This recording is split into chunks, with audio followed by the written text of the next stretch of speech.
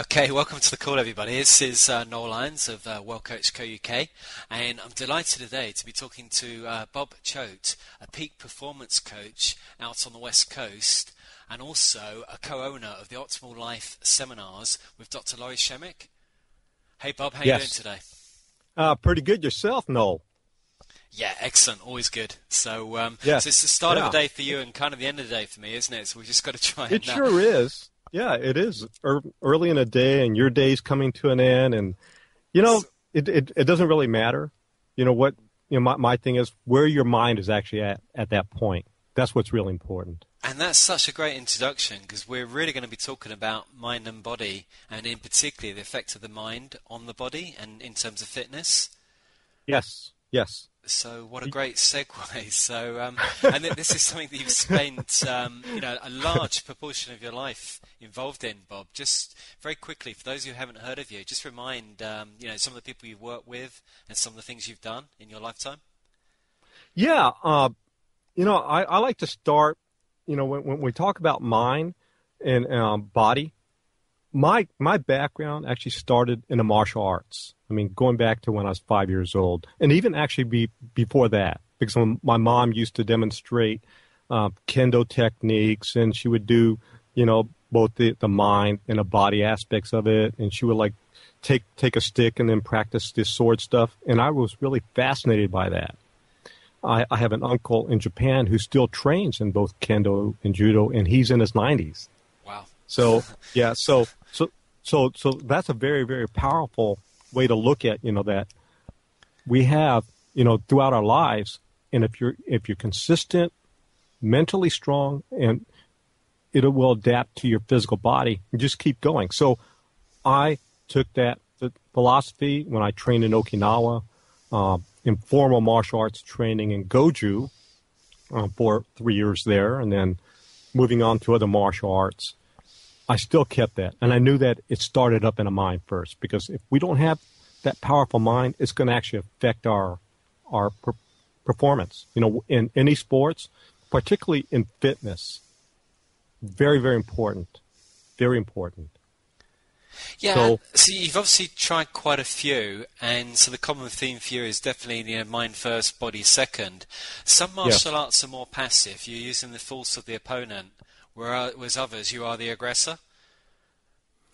Yes. Does that make much difference in terms of performance?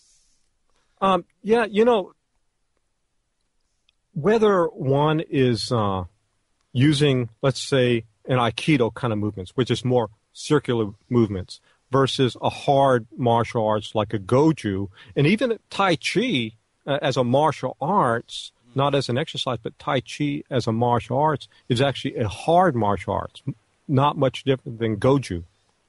And people think it's more passive. But in both of those, you still have to have the same kind of strength of mind.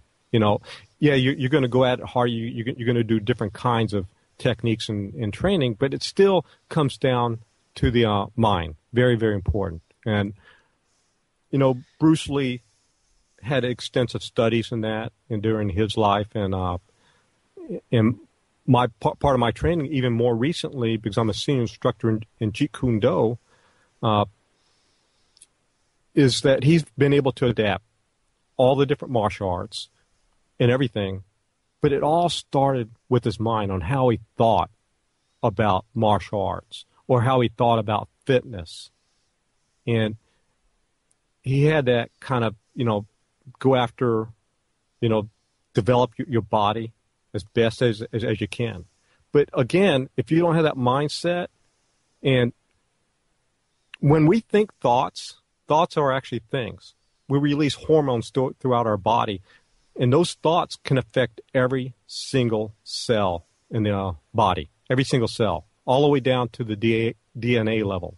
So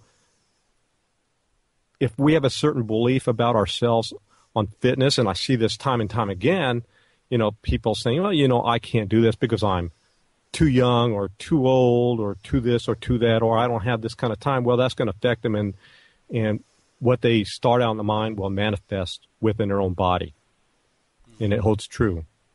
And when we were talking before the call, weren't we, about accumulative training? Because there's definitely Yes. a benefit to those who have been training a long, long time. Sure.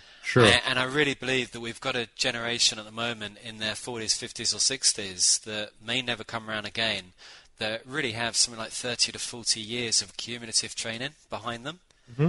And my point there is that, I suddenly hit like 40s and now mid-40s, and society kind of teaches you that you should be slowing down, you shouldn't be doing as much. And yet, as I said before the call, I personally, I take a little bit longer to recover, but that's all I've noticed so far. I can still hit the bike, I can still go to Muay Thai, and I can still hold my own. And so, as you said, it's still very much in my mind as it stands. Mm-hmm. And I'm told that it does start to accelerate 45 through to 60, but again, I'm sure that's another sort of myth that's passed around. That society teaches you to slow down. It is absolutely a myth.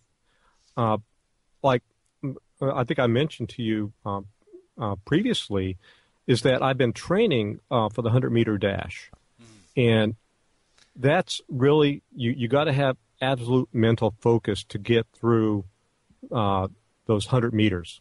And one of my clients in the past, he had a block in his mind. He was the most fit, but he would always he'd start out in the first 50 meters, he'd be in the lead. Then all of a sudden, he ended up in the last. This is he actually trained for the Masters competition. And after working with me for 2 months, I was able to now get him where he came close to the world record. But it's a mental block that says when you get to be a certain age, you can't do certain things. And I've been training. My times now have actually matched what I used to do as a teenager in terms of the 100 meters. And you're 60 now, Bob? Just for, yes. those who don't know you? Okay. Mm-hmm. And so you're actually matching the same times you did as a teenager, over 100 meters? Yes. Wow. And, yeah. So, I've been able to... Because that's actually one of the first things that does go is our speed, isn't it? That we hold on to our endurance. That's not a problem, but we start to... whether the fast twitch fibers move over to slow or whatever, we do tend to start losing speed and power, first and foremost. And that is a natural aging effect. But again, you've found through the power of the mind, that's something that you can control. It is. It is absolutely something that I can control. If you think about, if you go back in terms of, I think it was May of 1954, the 4-minute mile, and there was a fellow Brit of yours named Roger Bannister. Of course. You probably remember that story. And previously, scientists the world over had said that people could not, it was impossible for the human body to run faster than 4 minutes in a mile. It was just virtually impossible.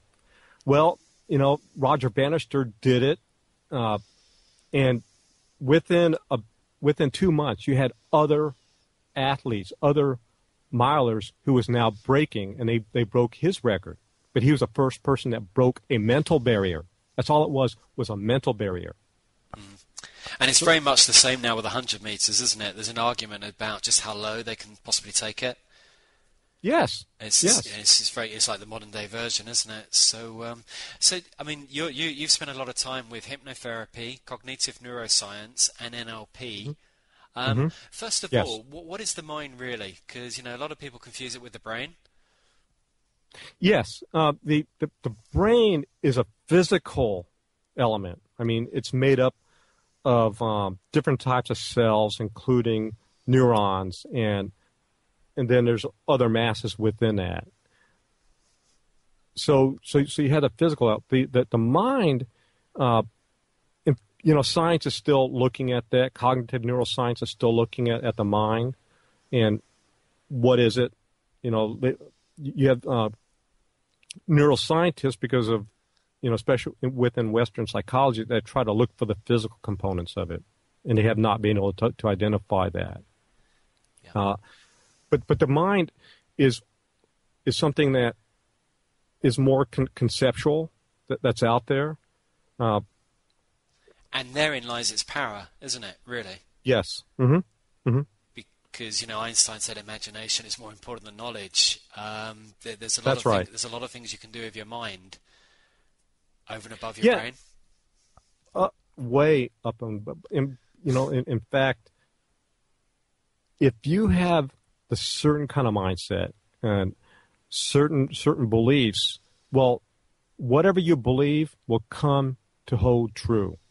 So what you hold closest within you, in terms of those, you will actually take in information the same way. So you have a belief system, and you take in information through 5 senses. Well, that gets processed through your beliefs and through your experiences and through everything else, and that will lead to the actions and the behaviors that you actually take.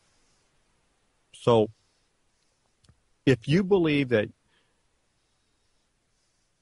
you can develop yourself into a highly fit person, you're going to take the actions necessary for that to make it happen. So your mind now transforms into your body. It's going to change your physiology. And when that changes, you're going to walk around and you're going to look at certain things much different. You're going to go and say, I want to now feed my body to perform at a higher level. I'm going to feed my cells in order to grow new cells. I'm going to feed my body for fuel. So you're going to look at food differently. Second, and that comes, this whole concept of a self-image. Exactly. As of somebody who is a champion, who is an athlete, it's pretty much, as you say, it's a belief. It's what you fed yourself, and it's also trainable, isn't it? Which is, something you can work on with people as well. But it's funny that can be so primed in our mind that even when we let ourselves go, we still consider ourselves in our prime because of that, how strong that self-image is. Yes. And I believe it also works, the other way around, that you excuse the term, get obese people. They become very fit and athletic, but still in their mind they have this self-image of someone who's overweight and all that comes with that. Mm-hmm. Yeah, and we see this, people that are fit. We see people, especially women in the modeling industry, that are very beautiful, but they have a different concept of themselves. They don't look at themselves that way. Yeah. And athletes too, isn't it? That they're there. Say like Linford Christie, I remember him with the 100 meters. Famous quote. Yes. Stop looking at my lunchbox. I've just run under 10 seconds. Mm-hmm. And it takes an athlete to appreciate where he was coming from with that. Yes. And perfect. You got the US Open. You got the US Open on at the moment. They're there to play tennis. They don't want to be seen as some sort of pin-up, particularly the girls. Mm-hmm. So So I just throw that one in. Well, no, but that's actually perfect, because an athlete will look at another athlete as an athlete. They will look at what they're actually doing. Yeah. But you're going to take people that have a certain perception, and they will look at an athlete. God, that person is look at their body, their really, really nice body, and this and that, and the way they flow. So they're taking in information much different than an athlete would take in information. Yep. And what I tell my clients is, if you want to perform at your peak, if you want to really, really, really be fit, develop the mindset of an athlete. Because when you do that, everything changes. Everything changes. Your perception on what you look at things is much, much different. Much different. And the Soviets, they have been training long before the Americans or other Western countries got into the mental training in terms of performance. So you saw, like, back in 60s and 70s and even part of the 80s, they were like really, excuse my language, but kicking booty out there on everybody else. And we wanted to know why. I think, I don't know if you remember seeing Dwight Stones at the 76 Olympic Games. Okay, that's slightly before me there, Bob. But, okay. Now the Dwight Stones was an American high jumper. Okay. And they actually panned the camera on him, and they would watch him to see what he was doing. He would stand at the starting point, right before the high jump, and he would they would look at him just focused, and he would move his head, and boom, boom, boom, boom, boom, and they'd see him lift his head up, and he'd just do this many, many times. What he was doing was actually practicing in his mind the actual high jump movements. He knew exactly what he was going to be doing and how high he would actually jump. It was already in his mind, but he was doing this beforehand, and they had not seen any other athlete doing anything like that. Well, he had learned a lot what the Soviets were doing in terms of the mental aspect of the high jump. So, and he did, and he went out there and kicked booty in the high jump. So, again, the same concept can be transferred into any other area of life, in our training. So, as a fitness person, you need to think about going past what you believe you can actually do. A good example is like with myself. I'll spend, a long time. I'll do non-stop squats. First of all, I'll do some of my other training. Then I'll finish up just by doing body weight squats. And most people will stop at 100 or 200. Now, I'll keep going. I'll hit 1,000. I've done 2,000. My goal is to do on a regular 3,000 squats, 3 days a week as a finishing. So. And is that mental or is that physical or combination? It's actually a combination of both. But a lot of people will stop. Others will argue do less reps and just put some weight on it. Well, sure. But if you look at an athlete like Herschel Walker had excelled in both college and professional football here in the United States. And he's now fighting in MMA. He looks like he's a bodybuilder, like he has a lot of muscles, and he does. But he does nothing but body weight workout. He doesn't use weights. And his legs are massive. Right. Yes, and he does thousands of squats every day. If you look at, you did a lot of bicycling, right? I was actually going to mention that, and I was just holding off a little bit because I actually, I spent a lot of my time doing a lot of hills and big hills where I live too. One of them is equivalent to 2/3 up Mont Blanc, etc. I spent a lot of time doing pretty big hills around here, and also kicking bags as part of Muay Thai, and that's why I don't really do too much strength work on my legs for exactly the same reason. And my legs are strong, and they've also got good endurance. It's a good combination. Yes, and they're probably big based on your size. They're probably bigger than you would see with a lot of other people. And again, a lot of bodybuilders who have huge muscles in their legs, they have no endurance, they have no functional strength, they can't perform outside of just showing their bodies. Yep. And like in your case, to be a performance athlete, you need to train that way. And yours is a good example. The bicycling and then kicking the heavy bag. So you're probably very similar to me, Bob. That peak performance to me is I want a combination of everything. I want both aerobic and anaerobic, training. I also want strength, endurance, power, and I also, I throw in a bit of rollerblading just for balance because that's something we lose as we start to get older. And there's also a little bit of cross-lateral movement as you side to side. I try to work out my body in as many ways as I possibly can, keeping it multifunctional. But that to me is very different to CrossFit. I think that's a different animal again. It is. Mine's more of an anti-aging sort of program. It's just keeping my body in peak physical performance, which in turn keeps my brain and my mind, in peak performance too. Exactly. Now, I do some of the what you would think about the CrossFit. I do a lot of plyometric training, but I've been able to adapt because of I have an injured right knee, so I have to adapt. I can't do full plyometrics, but I do a lot of the side-to-side movements.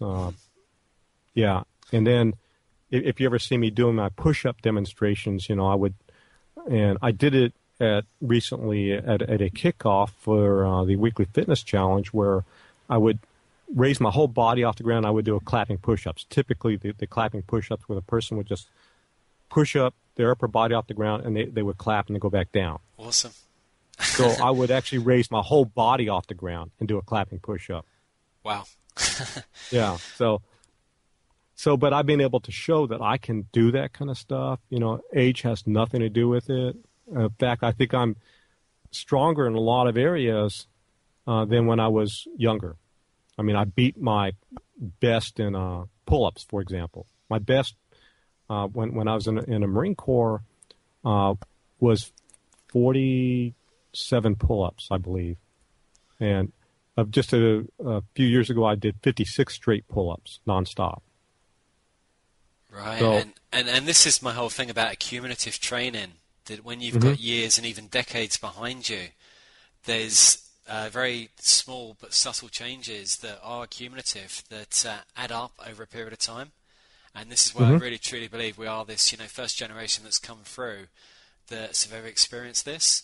And so we really are defining what it really means to be 60, 70, and even all the way through to 100, as we move ahead. Yes.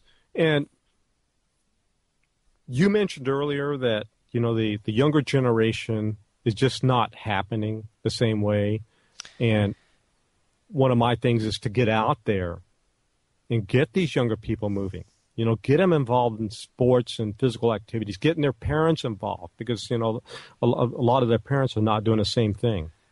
Yeah, there's many factors there, aren't there? They're almost pushed into one sport too early, whereas we did multiple sports until we decided what we were going to do. It came later. The fact is we've got more modern-day conveniences today, so we were naturally more active. I'd walk to school 2 miles, no big deal. Nowadays, they get taken in a car, etc., etc. We were always outdoors, playing out in the fields, doing different things. You can't do that today. You get abducted. There's many factors there, aren't there? But as a result, they're a different generation coming through because they haven't been as active and they haven't eaten as well. And we could also argue that the nutrition isn't as good today as perhaps it was 30, 40 years ago. Well, very true. And when I talk about peak performance, and our bodies also affect our mind. So what you take in, the kind of foods, if you take in a lot of sugary foods or, simple sugars, simple carbs, white flour, those kind of things, that's going to affect your mood. I mean, it's going to affect everything that you do. I mean, you're going to maybe taking a lot of sugar, you're going to get in this high, but you're going to have a drop. So when you do that, your mind's going to say, I'm not going to feel like training at that time. Yeah. So, and you can have hyperactive kids who are then labeled problem kids. And as you say, it could be just as simple as that they're not getting good nutrition and they're not just as active as they should be as children, because children are naturally more aerobic than adults are. It's the way their metabolisms are. That changes as we age. But really good point, and one we were going to talk about, this whole idea of mind and body. The fitness industry has grown up. They've always spoke about mind and body as if they're two separate things. And yet your own experience, my experience, and many people, as we said, the brain is it's an organ of the body, it's part of the body. And so we're moving more and more now towards this idea of the body-mind, that it's, is one and the same, which is where I was just trying to tease out earlier what the mind really is, because that then helps us in terms of how it then feeds the body and influences it. Yes, and you can't separate the mind from the body. Yes, it's conceptual in a way, but it still is part of us. It affects everything that we actually do, and vice versa. Our body affects our mind. A good example is looking at a person and how they actually carry themselves on a physiological level. So if you see them walking, and I would say that anybody listening to this, I would just stand up, and I want you to hang your arms down really low, your head down low, your shoulders down low, and how does it make you feel mentally? Probably pretty lousy. On the other hand, is if you stand with your shoulders up, your feet spread shoulder wide apart, your head held high, and you put a smile on your face. Now that changes your mental state. So that's an example of how your body can affect your mind.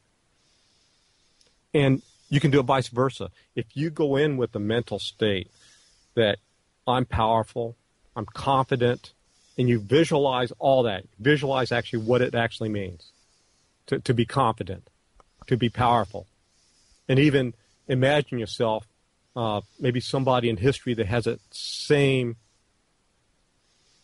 perception, your same visual of that person. You incorporate that person, maybe several people like that. Well, that changes your physiology of your body. You actually become like that. So they both work in conjunction. You can't separate it. It just is impossible. So we have to, when we train people, we've got to work both areas at the same time. Very, very important. Very important. Yeah, and it's a bit like when you first meet someone, you make the impression within 30 seconds to 1 minute. Yes. I've also found training lots of people, the first 5 minutes of the session is crucial as to how they come out at the other end of the session. Yes. How they start, the frame of mind, pretty much affects the whole session. So if there's any trainers listening, it's really important to get people in the right frame of mind for that session, because, you know, experience has taught me they start bad the first 5 minutes and they're going to hate the whole session. And vice versa. You know, I've had others who haven't started so good that you get them in the right mood, and then afterwards, at the end of the session, they're like, wow, that was just fantastic. I feel so brilliant now. How worthwhile that was. Yes, yes. And, you know, I'm glad that you mentioned that, especially about trainers, because I've actually seen trainers that went into a session with a bad mood, and that mood actually now spread across to their clients. So if you're a trainer out there, I would suggest you going in, and I know that with you, you're probably, you know, you're this awesome guy, so you go in there, and that really helps. Really helps. It's unforgivable for me. I mean, you're on show every time you train someone. It is almost showmanship, isn't it? So you've got to get your attitude in check. I'd hope that's always right, but you're right. That is a common problem throughout the fitness industry. Yes, it is. Yes, it is. So yeah, but you're the kind of example I think every trainer should actually look into. This is the way I want to be, going in that way. Because if you go in with a certain kind of mood, your clients is going to adopt that mood. You know, same thing as a parent. You know, if you're a parent out there and you're taking certain actions, your children are going to emulate those actions exactly the same way. And if you're telling your child, well, you know, you need to go out and play and exercise and eat healthy, but you're doing this, you're sitting back on your sofa or couch and you're eating these chips and this junk and everything, well, they're going to say, well, no, this is what I need to be doing because this is what my mom and my dad's doing. So, and in which case their mom and dad did that before too. And so it goes on. That's exactly right. Exactly right. So getting back to the whole thing about the mind and body in terms of peak performance, I think it's very imperative. Again, I always like to start from the mind on how it affects the body because I think that's probably the easiest way to actually go. And if you have within your own mind that, you know, I'm a peak performer. I imagine myself as a peak performer. I'm going to start doing the things as a peak performer. Then you're going to carry yourself the same way. I think that's very, very important. And not only will it affect you in terms of the fitness, but that's going to affect every other area of your life. You know, whether you're working in the business world as an executive, people are going to take notice. And I think if you look good, you carry yourself good, it's only going to help. I mean, it will never hinder. So I don't know if you have any thoughts about that, Noel. To anybody who's got a problem at any time, first thing you got to do is just raise your energy. You know, the law of attraction people, they've kind of given it a bit of a bad rap, but it's like raise your vibration. But literally, you've just got to show up in a bigger way. And as you just said, Bob, and quite rightly, it does start with your self-image. It's who do you first see yourself with, and then start raising your standards, then raise your energy. That's almost like the first, sequence as you start taking people on this journey to live in a better and richer and healthier lifestyle. Exactly. So, let me just make some suggestions out there. I would suggest that everybody get a couple of journals. You can use actually composition books because they're a lot lower cost. And just write down, whether you're getting ready to exercise or eating. I would suggest writing down your mental state at that point in time. That way you'll learn about yourself. I think that's very important. And you'll learn to start making adjustments to start improving yourself. I would also suggest start doing some regular mental kind of training exercises, such as meditation. I think is really, really good, especially if you're going through a lot of stress. And you can use Holosync now, can't you? Holosync is yes. Which is an easier way, because I think particularly for people like me who are like go, to sit there and meditate, it was Holosync really changed that for me, because essentially you listen through stereo headphones, and really you've just got to try and quieten your mind as it's playing, and that's kind of like it's a much easier way to meditate, but it's incredibly powerful because so many of us don't even give ourselves 10 or 15 minutes downtime in a day. We're just go. And if you're go the whole time, more often than not, you can leave yourself in what John Allen, the performance lifestyle, he calls like energy debt. And essentially it's like too much cortisol and you're in the overtraining zone. And so you don't sleep as well, you don't recover as well. And before you know it, you're just on this downward sort of spiral. So really with you, it's not easy for people, particularly the city people who live really hectic, busy lifestyles, to take that downtime.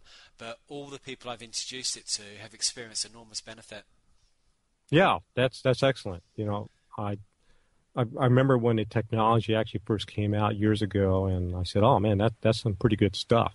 And I've actually been doing meditation since I was really, really young, and I've been through a lot of the other processes in terms of mental training, and obviously, my background in NLP and hypnosis on top of that, and then EEG neurofeedback, which I've actually used for mental training in terms of peak performance. So just getting EEG, using a computer program and training their mind to focus. But again, like you said, having that downtime is very, very important, Because obviously you've been involved in hypnosis too, Bob, and a lot of times people have got like this little inner critic or this just noisy little voice in their head. Yes. And so the main power is just to try and quieten that. Have you any sort of self-hypnosis tricks that people could use, or techniques would be a better term? There's actually a couple of them. The most common one is using progressive relaxation. That's usually the start of self-hypnosis.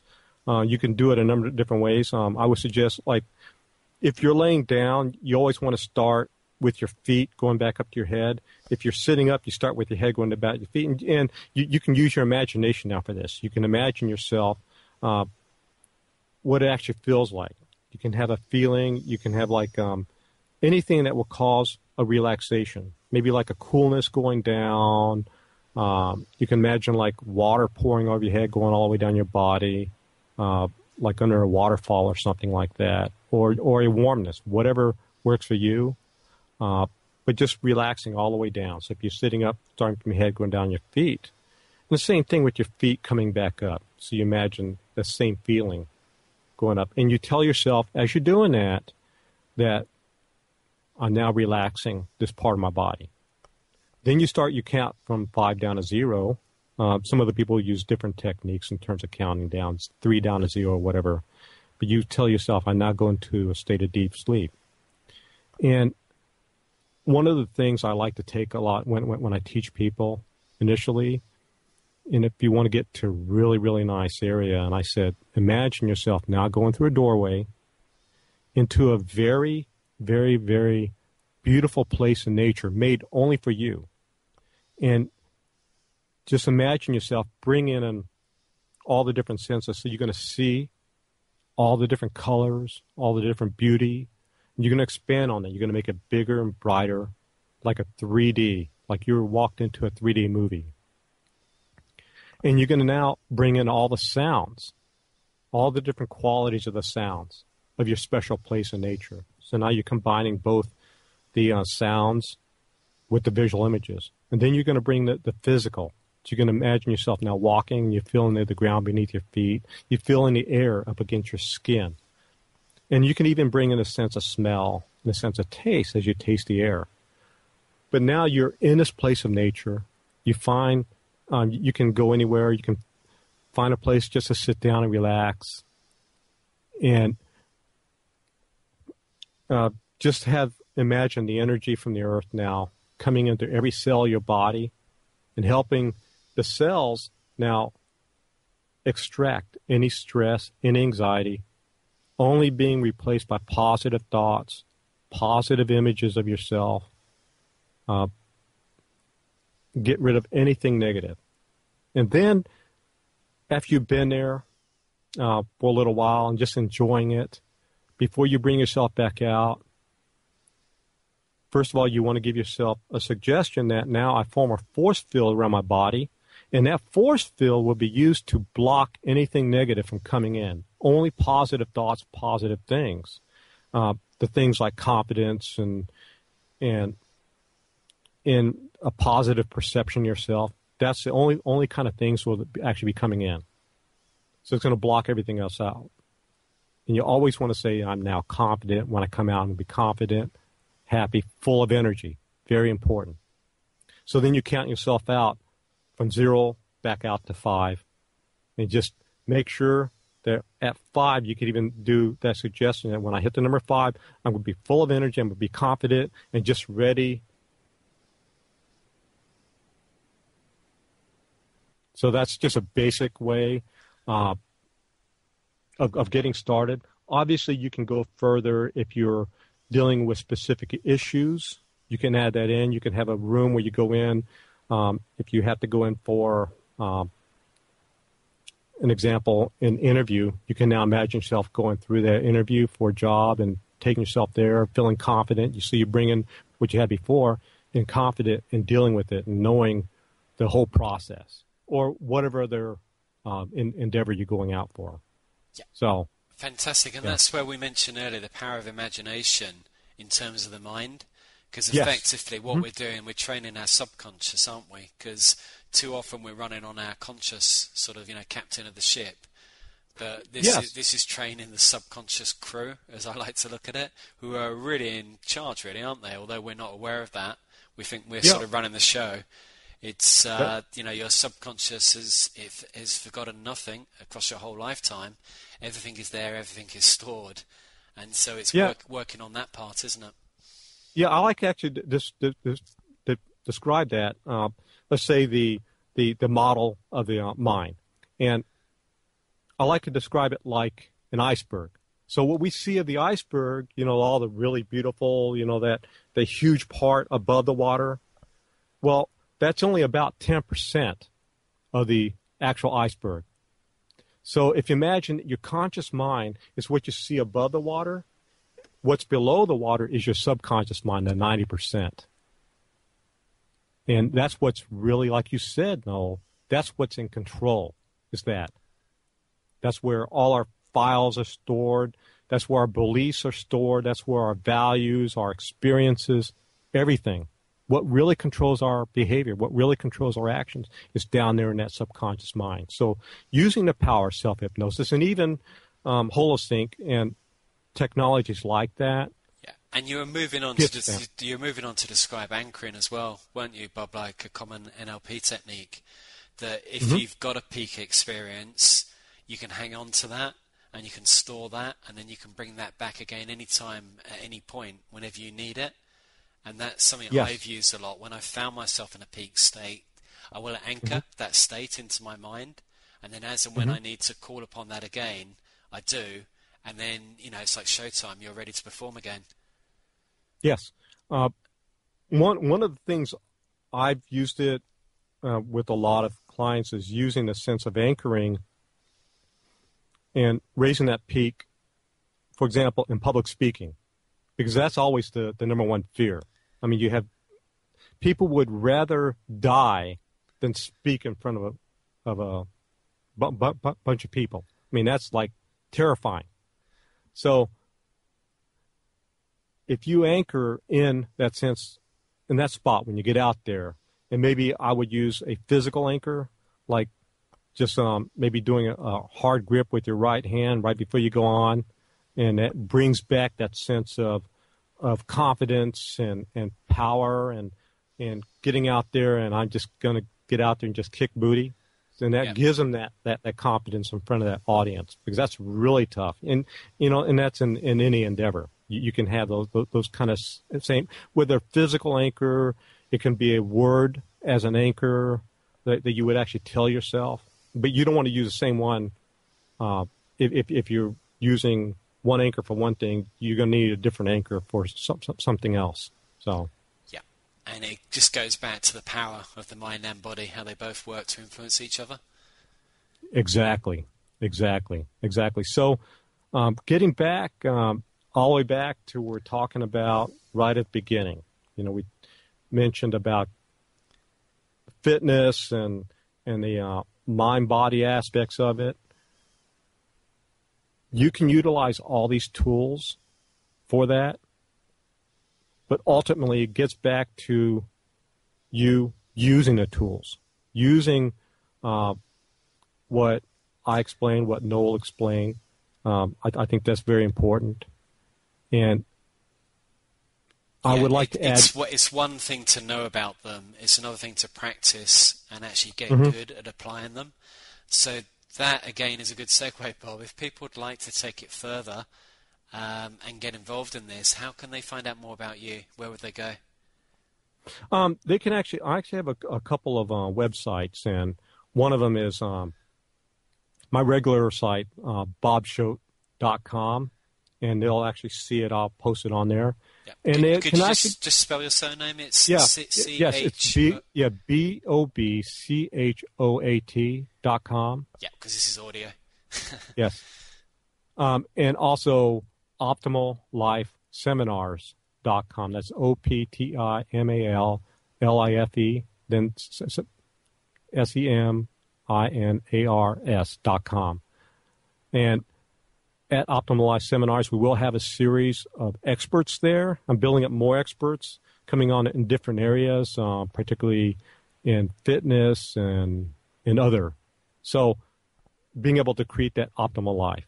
Because I think that's what's really important in every area, very important.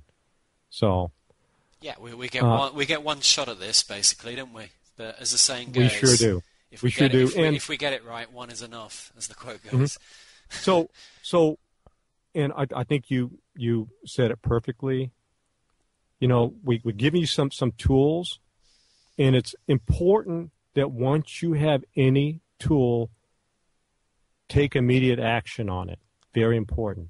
If you just let it sit around, and I hear people complaining, well, I bought this course or this course and it didn't work for me. Well, what didn't work for them is that they didn't take immediate action. And that's what's always worked. You take immediate action and boom, boom, boom, boom. Things will start falling into place. Momentum builds. Very important.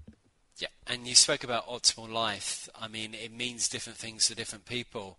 It's got to be part of a bigger vision too, isn't it? So there's more involved than people realise, which is where they do need to, seek the guidance of a, qualified and professional coach to help them with this.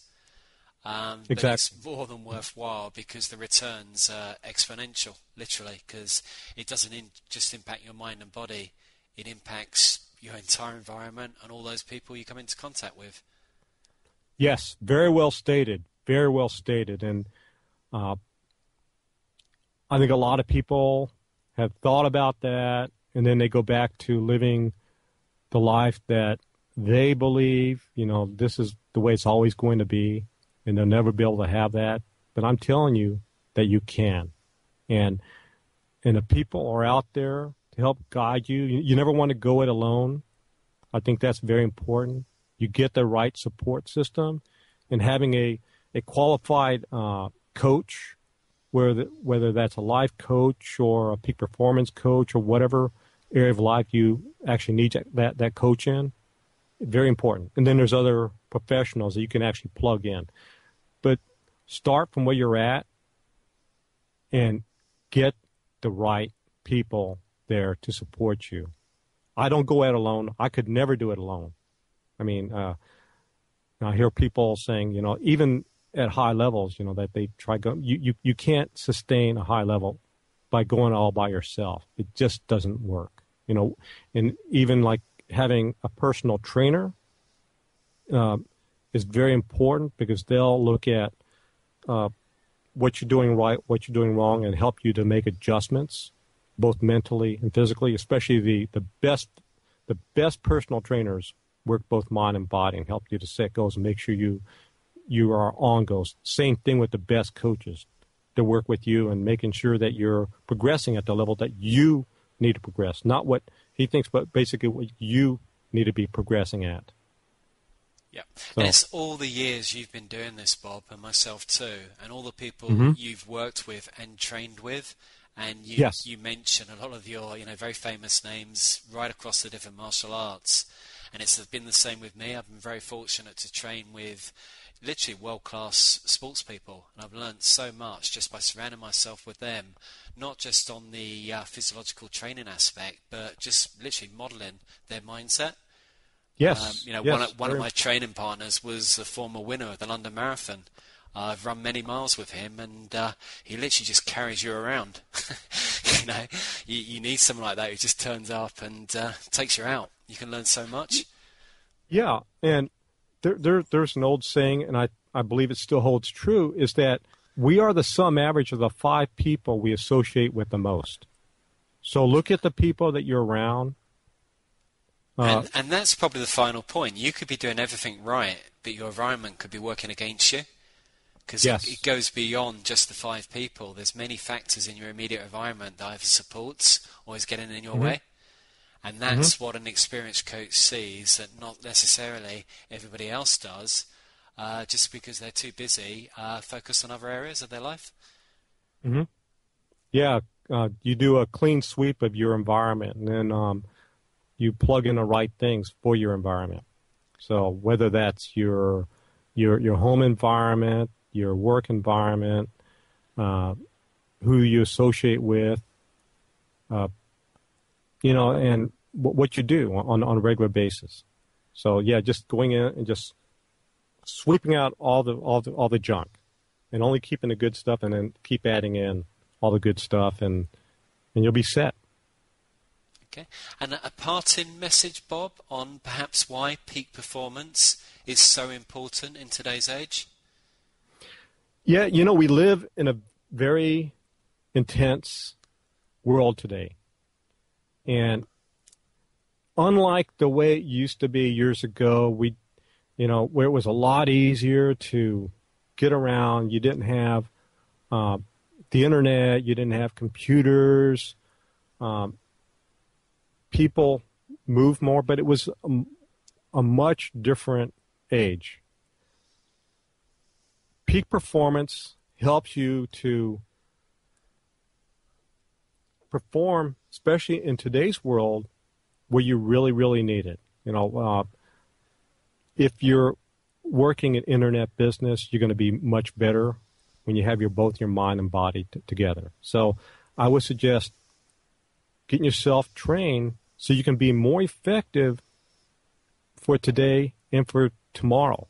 And if you happen to be a parent, or if you happen to be in charge of other people, you're going to be the one setting an example. So I think peak performance is also good in terms of leadership, especially if you want to get there. So just get out there and just do it. Take immediate action.